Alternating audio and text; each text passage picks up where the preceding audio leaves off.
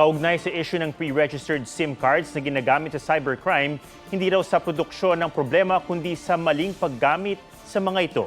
Yan ang tugon ng Smart Communication sa pahayag ng NBI na masasawata umano ang pagbebenta ng pre-registered SIM cards na nanagamit sa online scams kung makokontrol ang production at manufacturing ng mga SIM. Sabi ng Smart, inaangkat ang mga SIM card na ginagamit din sa iba pang IT services gaya ng ATM cards. Dapat daw pagtuunan ng pansin ng buong cyber scam system at hindi lang ang ilang bahagi nito. Hinihingan pa namin ng pahayag ang Dito Telecommunity. Nauna nang sinabi ng Globe Communications na hindi sila nagbebenta ng pre-registered SIM card. Pwede raw ma-edit ang impormasyon gaya ng address pagkatapos may rehistro ang SIM pero hindi ang pangalan ng may-ari nito.